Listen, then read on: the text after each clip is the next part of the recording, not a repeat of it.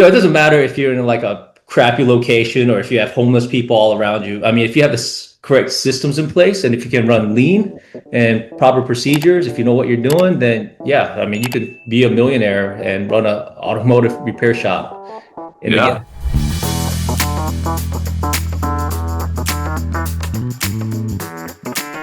Thank you, everyone, for joining us for another episode of the Lift Your Shop podcast. I'm Kelsey, co-founder, CEO of Lift Auto Repair Marketing. Today, we have another amazing guest. We have Jay Huh. He's the owner of CARMEDIX in Durham, North Carolina. So, Jay, thank you so much for joining us today. Yeah, man. Thanks for having me on. Excited to be here. Yeah, so I know you're going to drop a lot of wisdom and have great inspirational quotes and things that you typically do. But before we kind of jump into obviously the success and in terms of how it got there, I want to hear about the beginning. Like, why are you even in automotive? Man, that's funny. Yeah, I don't, when I started, I was working for CarMax. This is exactly how it happened. I don't know if I told this story before, but in CarMax, like the job to have was the buyer. I don't know if you've been to CarMax, the guys that appraises the vehicle. That was the job to have. And I was a service advisor at the time, and I wanted to be the buyer, so I put my name in there. And one day I got called into the office and like this regional VP flew down. So I was like, oh man, I might be getting a promotion. So they called me into the office and then like it was really serious. Like the general manager was there, that VP regional manager was there, and my boss was there. And then they sat me down and they was like, hey man, I think you're stealing from us or colluding. And they thought I was sending a bunch of customers to a shop. They thought I was colluding with another shop, which wasn't true. And I cleared the air and everything. I was like, damn, like, I don't think I'm going to get the job now. So when I realized that, I put in my 2 weeks and I just started. I didn't have any technical experience, but I was like, man, I'm just going to work on other people's cars for a living. And I've never done that before. So that's how I got started. I just started from my home garage. Wow.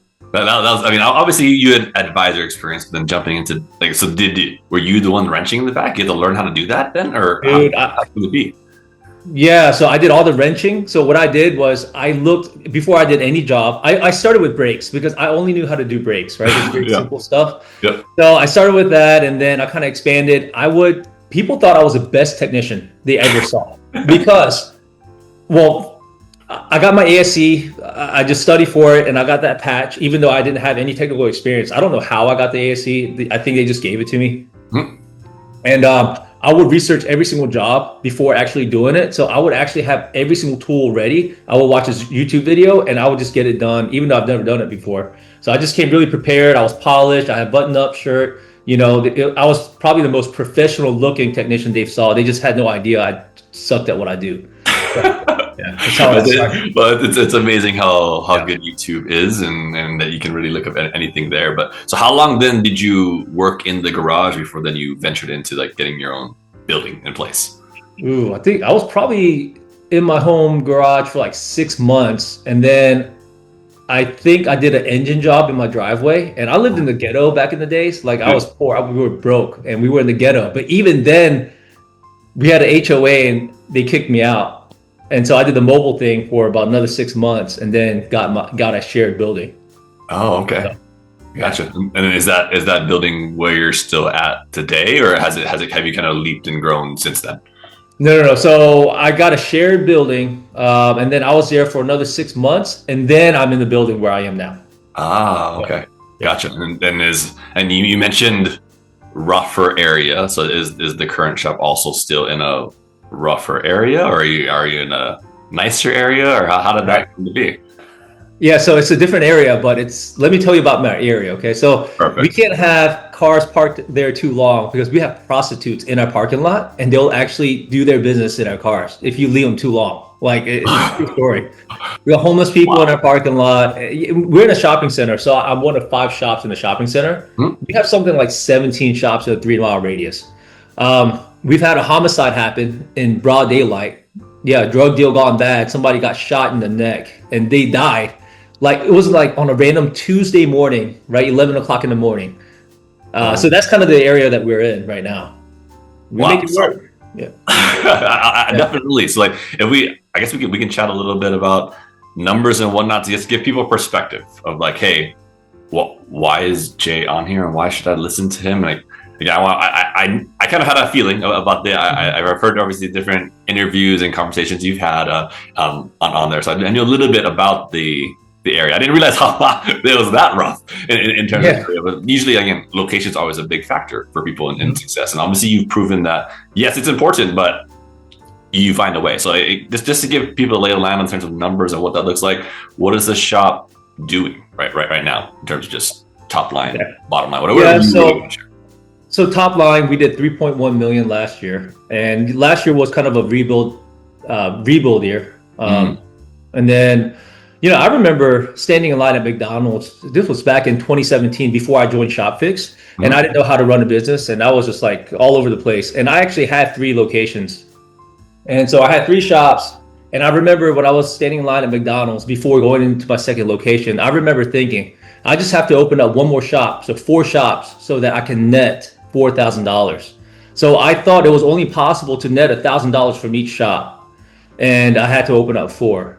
And so just as perspective, like, I'm not a big revenue guy. And people talk about revenue. Yeah, we did 3.1 million, but that's not really my goal. I don't have a revenue goal. So I identify how much I want to net or take home. Like, at the end of the day, it's all about cash flow. I mean, you're a businessman too, right? It's at the end of the day, it's how much you're left with. So, man, for me, I think you can run a really, really lean shop, so you don't have to do you don't have a ton of overhead. But if you can lean it down, you can make. So my goal is 100,000 a month is net, and you can do that. And we hit 2 months last year, 100,000 in 1 month, and probably anywhere around 60 to 90 consistently is what we're doing in net. So nice. That's what I care about. And it doesn't matter if you're in like a crappy location or if you have homeless people all around you. I mean, if you have the correct systems in place, and if you can run lean and proper procedures, if you know what you're doing, then yeah, I mean, you could be a millionaire and run an automotive repair shop. Well, we are definitely. I'm definitely going to dive into that a little bit more. I want to take a step. Like you mentioned, obviously, 3 shops reducing to 1. So I guess what did the growth path look like? Obviously, you mentioned shared location, then going to your own shop. That is kind of your current version now. When did you increase to having 2 more, and then what made you go backwards? Because simply people are very scared at that point to like swallow their pride to like, then you know what, these 2 didn't work. I mean, we're just going to go to 1, or what did that look like in terms of that path? Yeah, so when I increased shops, like I have 2 kids right now, they're 9 and 7. So back in 2017, when my first kid was born, I knew early on that it was harder to raise kids at home than go to work. So I was like, man, I'm just going to open up another shop so I don't ever have to be home. So that's how that started. And then it kind of backfired, because even after I got home, I still had baby duty. And like I was drowning at that point because I didn't even know how to run one shop. But now I was like I wore all the hats, putting out all the fires. So now I had 2 shops, and I was like, damn, like this is not working. So next month I opened up a 3rd shop. And so I back-to-back shops. Yeah, so I went from 2 shops to 3 shops, January, February. And around September, I realized, man, I'm not cash flowing. I'm Asian, so I'm somewhat good with numbers. So I kind of realized, man, I'm not going to cash flow. I should shut one down. So I shut down a shop in September. And then in October, I joined ShopFix. And the first call I had, coaching call I had with Aaron Stokes, he told me to shut down that other shop. So I did. I went that day. He told me to shut it down, and I did. So wow. And how did you just sell it off, or like at a loss, or how did you go about doing? No, I mean, I just, it's easy to open a shop. You just look for somebody that's leasing a space. So I signed like a 2-year lease. Okay. But automotive spaces are hard to come by, so it's very easy to just sell off the equipment that I bought, and I just found somebody that wanted to lease the space and just moved my lease over. So it was very. I came out pretty much unscathed.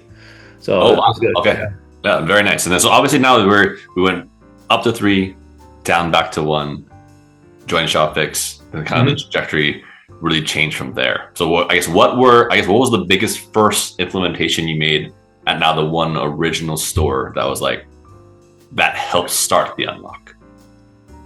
Yeah, I mean, ShopFix teaches you. I mean, they teach you everything. How to hire, how to fire. All the systems and processes that you should put in place. So it starts giving you the owner mindset. So if you're not hiring, marketing, or implementing systems on a daily basis, then you're not doing anything to move your business forward. So before ShopFix, before any kind of coaching, what I was doing is I was just working in my shop. So I was the advisor, I was a technician. And like 10 years can go by. And if you're doing just working in your shop like that, like your life will be the exact same 10 years later. So if you're doing owner roles, then you're going to grow your business. So that's what ShopFix helped me realize. That's what ShopFix helped me do, is to become the owner and doing the owner roles. So funny enough, I think like 1 year and 6 months into the ShopFix program, I mean, I'm a coach now, so everyone thinks, hey, you must have done really, really well when you first joined, but that wasn't the case. Like, I went from having, all those people, like I consolidated 3 shops worth of employees into one shop. So when I consolidated into one shop, it was 6 bays at that time. So I think I had 6 technicians, I had 2 advisors, I had a manager, I had all these people. But a year and 6 months into ShopFix, I was down to 1 advisor and 1 technician. Wow. So yeah, I mean, funny story. I was on my way to a ShopFix conference in April. I was down to 1 tech, 1 advisor, and I get a phone call like halfway to Nashville, Tennessee from North Carolina. I'm somewhere over the Smoky Mountains, and I get a phone call. I pick up, and it's my only technician, Matt. So I pick up the phone and go, "Hey man, what's going on?"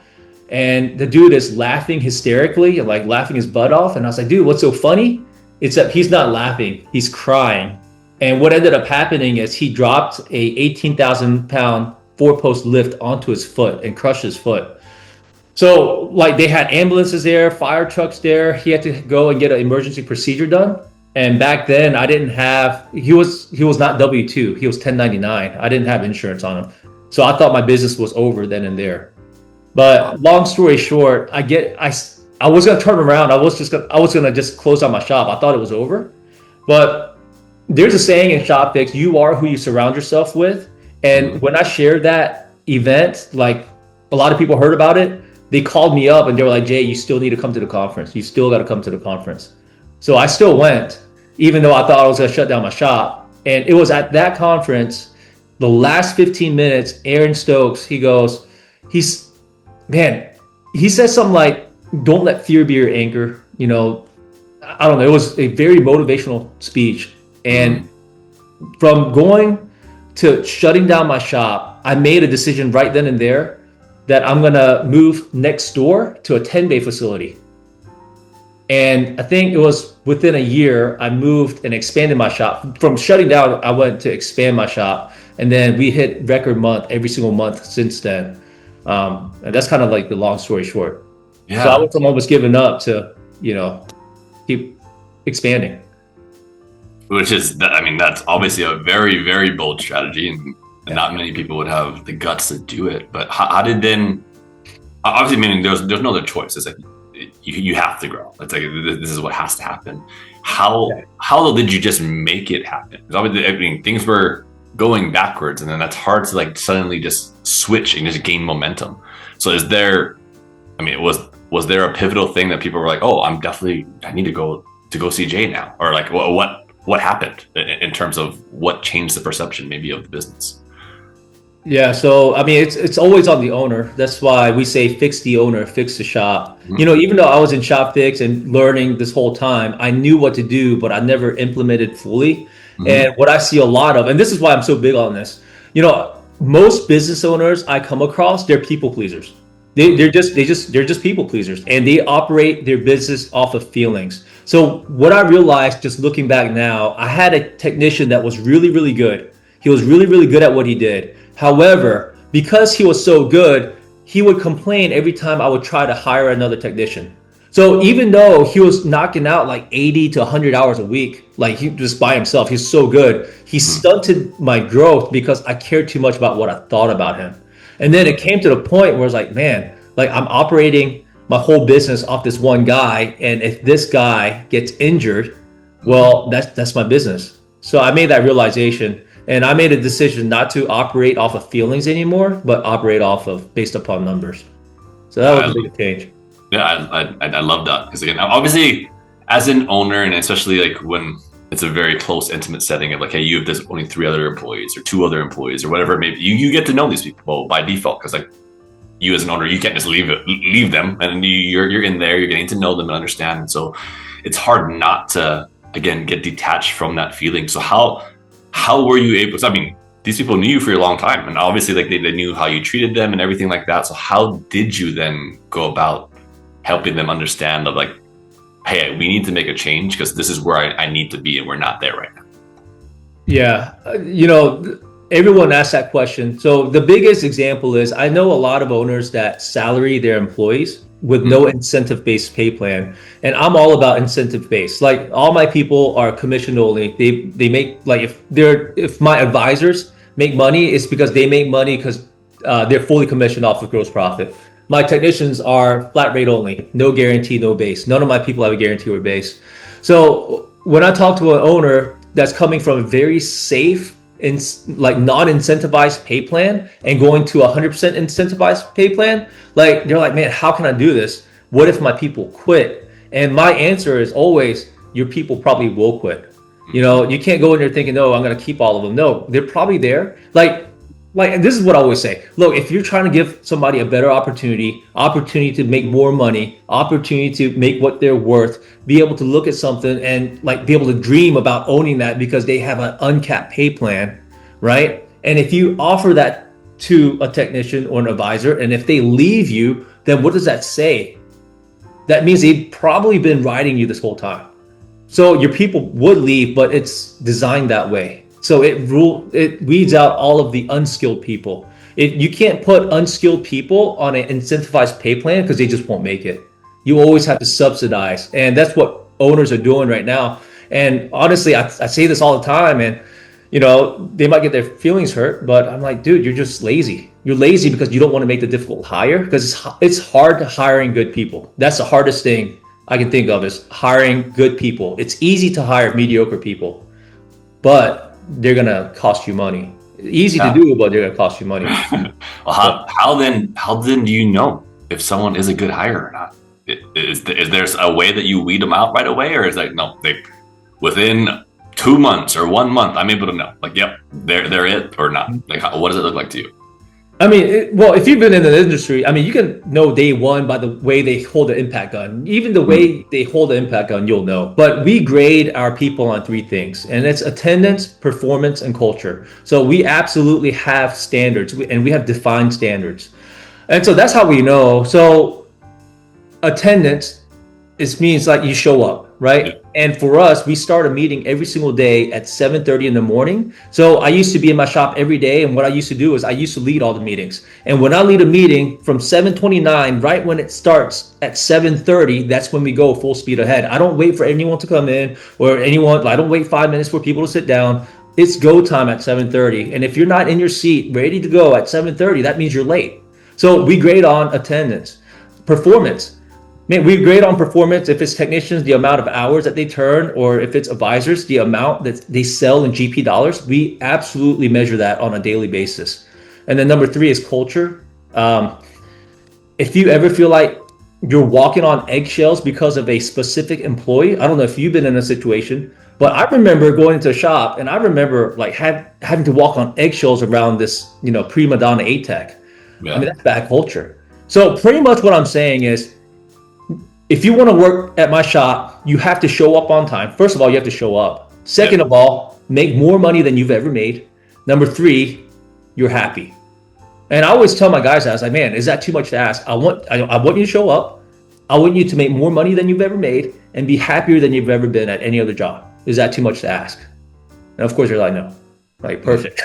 Yeah, 100%. And so how do then, I guess in terms of being performance-based, commission-laden, like how do you structure it where they really understand and keep it simple for them? Because a lot of times people, like, the hardest hurdle for people are like, well, I don't really know how to lay this out and have these fancy formulas to like make sure like, oh, it accelerates to this and this, and how do I even calculate this? Also, it's simpler just to give them a salary. So like how then do you structure it to make it simple?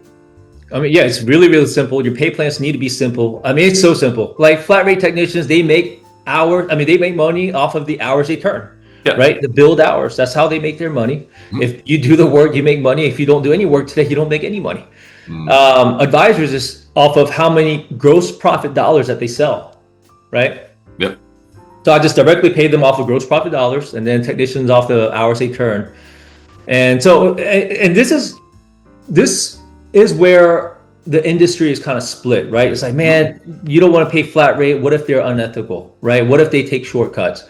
And my response is, dude, if you have, it doesn't matter if a technician is on flat rate or salary. If they're unethical, they're always going to be unethical, right? If they're going to take shortcuts on flat rate, they're probably going to take shortcuts on salary as well. You know, if you're lazy, you're just going to be lazy. With advisors, same thing. I mean, if I didn't own a shop and I needed someone to work on my wife's car or do an oil change on my wife's car, do I want to send them to a shop where they look over everything and give her every possible thing that may be wrong and try to sell her on it, or just do a pump and dump and just send the car out? I'd rather her go to a shop that's way on the, this side of it, where they look at every single thing, because I want her to be safe. And I know I'm the type of person where if you let things go, it's just going to get worse, right? So that's just my viewpoint on it. No, I think that's a great viewpoint. I mean, obviously, like, no one is in a circumstance that they can afford all the fixes, and I think that's what that scares people at times. Like, oh, I don't want to seem like I'm just the most expensive shop. I'm giving them all these things that need to be repaired, but I think you just look at it as you are being honest with them. Like, hey, we did our due diligence. This is what's wrong. You can decide to get it fixed or not. That's obviously your decision, but this is our recommendation. So that way, at the end of the day, we feel good about, like, we entrusted you with all the safety that you needed. It was just obviously up to you to flip the switch or not. So, I mean, I think you have a great point there. So obviously now, like, as an owner, you're not having to be in there as often, because you mentioned that you're leading all the meetings. Now you're not leading the meetings. Now, I mean, we literally briefly spoke right before this, and you said I haven't been in since the day after Christmas, and I gave Christmas bonuses, and then obviously then a couple of days ago you went in there for some checks, but really that's a 2-month span of not having to go in. So how did you create a beast of a system where everything can kind of run without you? Well, there was a point, I think it was around 2020 to 2022. I was there every single day. I was in it. And then I realized, well, I don't want to be in operations all the time, because if I'm in operations all the time, I can't focus on the owner roles. Like we talked about, hiring, marketing, training. If I'm not doing one of those things on a daily basis, I'm not moving my business forward. And so I realized, man, if I'm providing service all the time, or if I'm turning wrenches, well, who's going to be doing the marketing? Who's doing the hiring? So the way I transitioned, I had a shop foreman, and I was essentially the general manager. I decided to lead meetings every single morning. So we didn't have any meetings before then, but I was like, man, I'm just going to lead meetings every single morning from 7:30 to 8 o'clock. We have meetings every single morning. And so I would just train, and I don't know, I was a really bad speaker. And that book, was it Malcolm Gladwell, right? And the 10,000 hours, is that him? Yep. 10,000 hours of mastery. So I could never formulate the thoughts in my head and like speak it. But because I spoke every single day in front of my team, I just got okay at speaking, which is why I speak on stages and stuff today. It stems from just leading meetings every single morning, even though I sucked at it. And I see so many owners like, man, I can't speak in front of my people. I don't want to stand up. It's so nerve-wracking, but just do it. So that's what I did. I started leading meetings every single day, and then I'll set the expectations. I'll train them on what to do, and then I would bounce out after that. So I did that for like 2 years. Just lead the meetings and then leave. Lead the meetings and then leave. And then I made my foreman into a general manager, and then he would lead the meetings. And so what I did is I could just kind of pass the baton, and that's how I got my freedom. I absolutely love that. And so now now obviously you're in that true owner role, and you mentioned hiring, marketing, training. So what aspects as the owner are you still having to do as you kind of go through that? Well, yeah, I mean, the hiring part. So many people are saying, I can't find technicians. I'm sure you hear about that too. And, is there a technician shortage? Probably, but I have 8 technicians right now. My lowest skilled technician has been at the same Firestone for 8 years. So he is like a low B tech. He can do everything, but that's my lowest skilled. My most skilled has been at the same dealership for over 20 years, got every single certification that dealer offered. And most of my guys are A, high B people. And I have about 3 or 4 people on the bench right now. Right. So for me, when you say, there's a technician shortage, I can't get a technician. Well, I can get technicians. And that's because I'm on Indeed every single day. I have there's things I do every single day. I always have an ad up. I know what to advertise. Yeah, we offer the best 401k, 75 company paid, medical and dental. We advertise 160 hours of PTO first year. And then I do what's called like Indeed phishing, where we message all these technicians. I made a process to message like 10 technicians a day every single morning. So, really? Yeah, so you just got to take the action and just do something every single day. That's what I'm talking about. That's the owner role. And then when I focus on that, you do it every day. But what I see most owners do is like, man, I can't find a technician, and they don't even have an ad up, but they're busy like working in their shop. Yeah. So that's an example. So hiring part of it. So the ad, have you ever had to change the ad in terms of the hiring ad that's always up, or what? Do you always have like it boosted and you're like, hey, you spend this much a day on it and you get people to reach out, or what does that look like? So it depends on the situation I'm in, right? Okay. So there's been situations when I had 4 techs and crap, I need a technician and I need one right now. I'll boost it. I'll reach out to people every day. I will offer a sign-on bonus. I don't offer one now, but when I'm desperate, I will. Yep. It's just, there were times where I used to take flyers and I would just eat at every single like pizza joint, burger joint across from dealerships, and I would walk up and talk to every single technician. You have to do whatever it takes, right? And there are some times where, I've walked into like Firestone and Pet Boys, all the chain shops. I would just literally walk into the shop and start talking to technicians and just kind of like, I've done it, right? You got to do whatever it takes. Yeah. I haven't done that to mom and pop shops, but I know that I can offer a better life for some other technicians out there. Yeah, no, definitely. And you've created that culture that, as you mentioned, and I'm sure your employees can speak to it as well in terms of like, this is why we want to work here. This is why people are waiting and itching, and maybe they're manipulating their friends. It's not that good. It's not good. You leave, and then no, I was actually the first in line and for Jay to sign up. So like that works out for me. I absolutely love how you have that process of, yes, absolutely. I think holistically there is a shortage of people that are interested in the technician field. I think there's no way to beat around that. But if you are competing at the top in your local area, then you don't really, that's not a worry exactly in terms of like affecting your business. Yes, holistically, yes, you still want to make sure people are invested in like helping all the other shops around the country and making sure they're taken care of too. But at the end of the day, your business, your cash flow, your numbers are what's really important. And so I love that you also mentioned like, the importance of numbers. So is there maybe 3 go-to metrics that you're like, hey, every shop owner at bare minimum needs to understand these metrics on their P&L or whatever it may be, that you're like, this will help you immensely? Yeah. So if I'm talking about KPIs, everyone thinks that GP percentage is like the end all be all, like, I want to be 60% gross profit. But one thing that, you have to understand is you can't take percentages to the bank. You can be 70% gross profit, but 70% of $100. It's not going to fix anything. Yeah. So it's not about the gross profit percentage. It's for gross profit per hour. So GP per hour for me is the end all be all, because every single shop has a labor capacity. Everyone has a capacity on the actual hours that the technician can turn. So first of all, you need to know how much overhead you have to overcome to be profitable. And a lot of owners just run blind. Like if I ask a shop owner, hey, how did you do yesterday? Or how did you do last week? They're just gonna be like, I feel like we did good. I feel like we did okay, or I feel like we did bad. It's always all feelings, but no, you either exceeded your gross profit dollars you need to do in order to break even, or you didn't. You're either going out of business right now or you're not. That's what I want to know. So you have to know your overhead dollars. You have to know that target, the GP dollar target, and if you're hitting it on a daily basis or not. we go by GP dollars daily, because if you aim small, you miss small.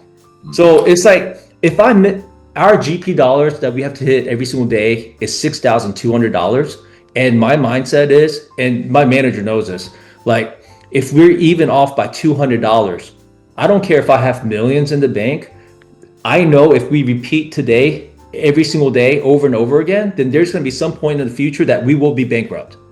And when your people understand that, when their pay plan is based on that, then they're going to do everything in their power. Like 3 o'clock comes around and they sold, $5,800. Well, they're going to start picking up the phone and start making calls. That's what I want that to look like. But it's GP dollars first and foremost, and then it's GP dollars per hour, because you have a labor capacity. Yep. No, for sure. I think. And is there a way that's easy for people to back into that number? And GP, again, for those that haven't maybe forgotten along the way, is just gross profit. Is just the acronym there. But is there, again, easy way to just write it down and be like, hey, this is how you calculate that? Because maybe people are still confused. Like, Jay, I have no idea how to calculate this number.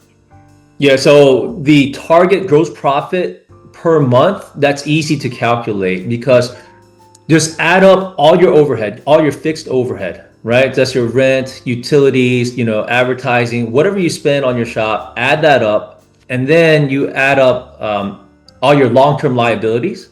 So the payments for your equipment loan, that's not going to show up on your P&L, or your car loan, that's not showing up on your P&L. So add the payments for that up. And then you need to add up what you need to take from the shop personally to not be homeless. Because what I always say is, man, are you going to own a business and are you going to be homeless? Are you not going to have a car? Are you going to walk everywhere? No, you're still going to have a house. You're going to have a car. So add up what you need to take home minimum to not be homeless and have a car, things like that. So if you add up those three numbers, that is the gross profit dollars you need to do every single month. And if you do less than that, then you're going to cash flow negative. So that's the easy way to do it. Yeah, no, I love that. Nice and simple. Hopefully, coming from Asians, being with numbers, hopefully that resonates a little bit deeper for people. Makes it a little bit easier to understand. No, I again, it's been so nice and refreshing to be able to hear that. Yeah, like, not everyone is an overnight success. Like, there is hard work, and maybe people now, like, maybe they just met you today and they're like, well, how can I listen to him when he doesn't have to go into the shop very much anymore? It's like, there's no way that I can do that. There's no way I can see myself at that. What would you say to that individual that maybe I would say we're having a coaching call for the first time, and I'm like, oh, Jay, my shop is brutal, and you're like, no, you can do this and this and this. Like, what would be that either pep talk or that wake up call that you're like, hey, this is what you need to do? Yeah. Well, I mean, I heard this long time ago, and it's something that I abided by. You just have to pick somebody successful, and you just have to copy what they're doing.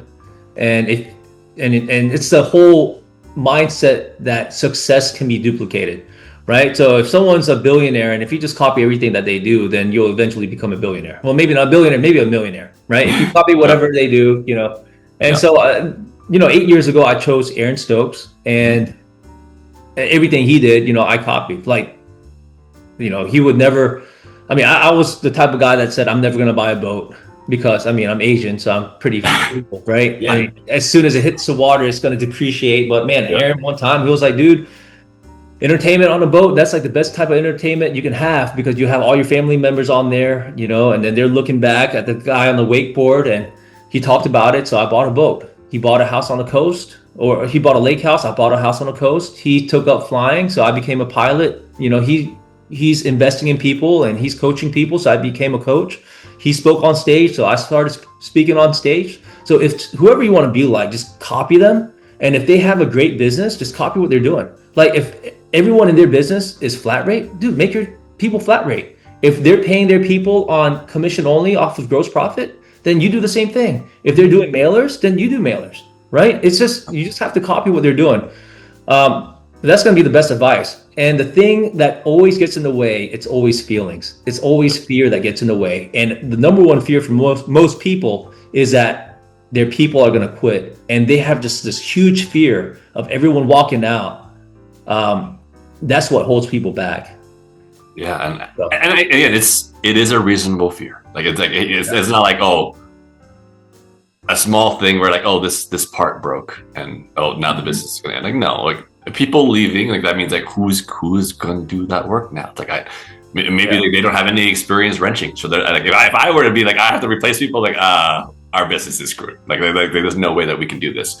But I think understanding like the fear of like you mentioned, like the fear of them staying and just kind of being that time suck and not allowing you to get that time freedom that really that's why we're in it as entrepreneurs and owners. Like that's the whole point. Like we want to be able to achieve the dreams of these people that we look up to. Like then that's why you're mentioning copying them. It's so much simpler to just mimic what someone else has done to succeed than reinvent the wheel yourself. Like, oh, if I do it differently though, that's gonna be way cooler if I do that. But like, why go through the pain and the struggles and the mistakes that someone probably already tried that, and that's why they're not doing it anymore. There's no point in costing you thousands and thousands of dollars to make a mistake because you think it's cool to do.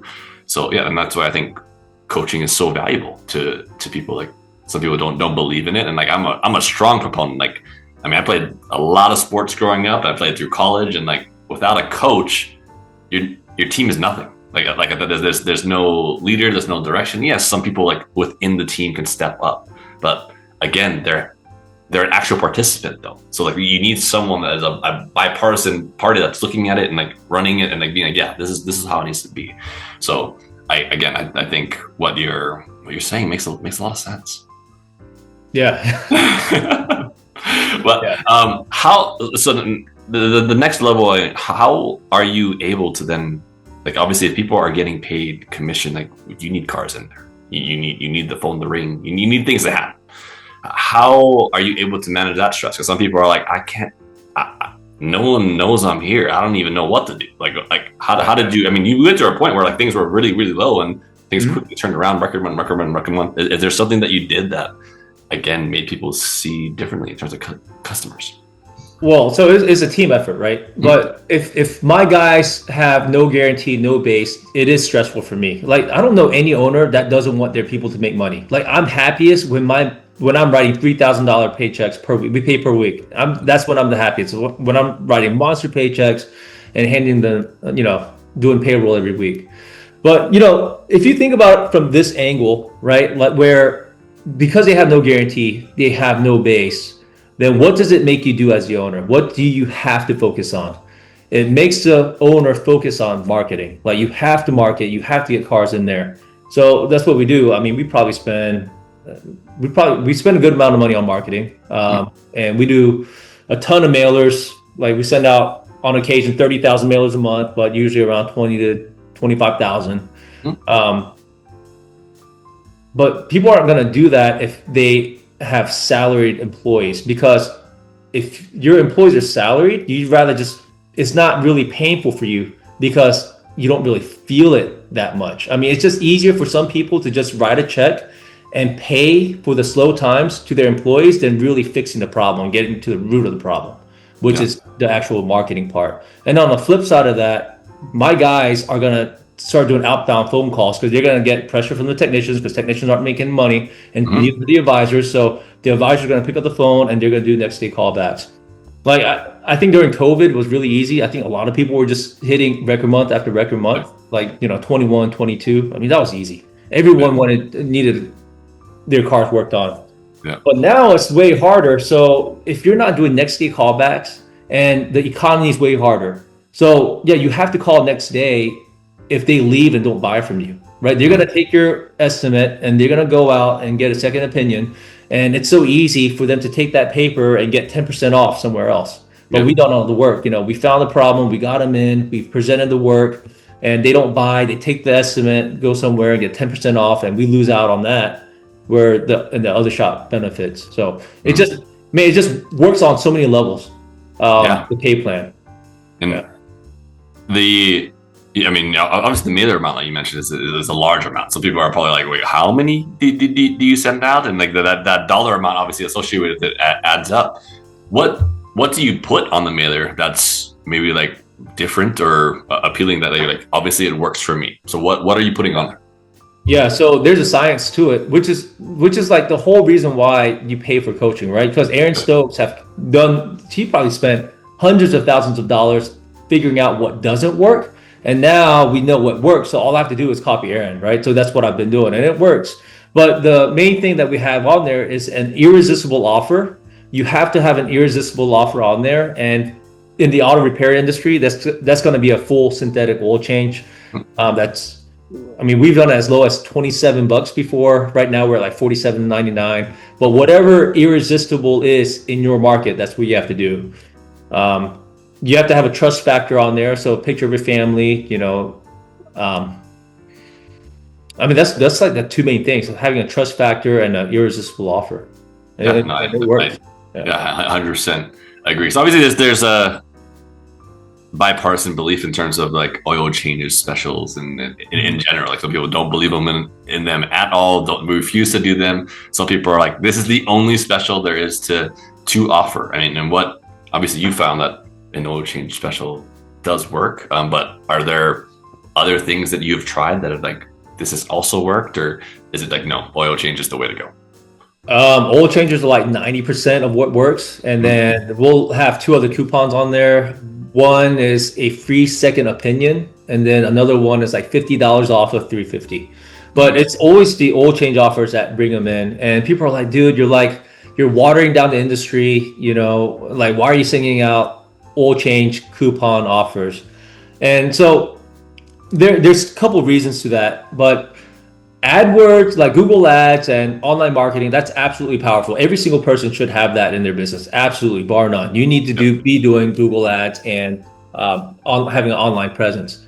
But people are only looking for you if their car is broken and they don't have a place that they already go to. Like, keep that in mind. So what percentage of the market are you really targeting if it's on Google Ads? It's the small percentage that doesn't have a shop that they regularly go to already. But if you, like, what I understand about people don't like change. So even if they have a bad experience somewhere and 6 months go by, they're like, oh, it wasn't that bad, I'm just going to give them a try again. But if they have a bad experience, 6 months go by, they need an oil change, they don't want to look for other places, but then they get a coupon with, like, they see my family and my kids with the $47.97 full synthetic oil change. They go on Google and they see great ratings. We have like over 1,400 reviews. They're gonna give our shop a try, and then we're gonna wow them with our service, and we're gonna keep them as a customer at that point. No, 100%. I think a lot of people don't understand how little the average customer understands about a vehicle. Literally growing up, the only thing that you really know about a car is like, oh, you're supposed to get an oil change every 3 months or every 3,000 miles or whatever the number may be on the sticker that's in the car. That's literally the only thing people understand that they need. Yes, like eventually, like, oh, my car's making funny noise, or like when I brake, it's not stopping the way that I need to do, so I probably need to get that checked. But outside of that, they just know, like, oh, yep, I need to go get that oil change. Like that's just the one constant that always happens. So that's where I tell people, like, you absolutely at bare minimum need to offer an oil change special of some kind. I don't care what that price is. I don't care if it's the full price. That's just oil change special and you put the full price of what's there. You need to have something that says that, because that's the only, like, one of the few things people understand they need for their vehicle. And then from there, the process that you talked about, like are you doing a full DVI? Are you giving them all the information? So that way it isn't just like they only came in to pay for that. Yes, there's going to be people that way, but I think if the team is doing a good job, they're incentivized the right way,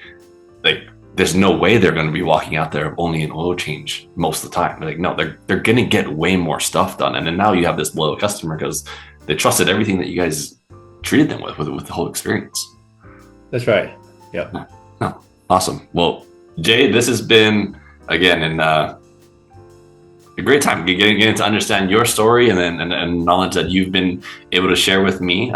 As a parting gift, the last sort of question that I usually ask people is just what is a kind of a go-to book recommendation you have that every owner, maybe the owner in particular that's struggling a little bit or hard-headed to like change, like what sort of book should they be reading?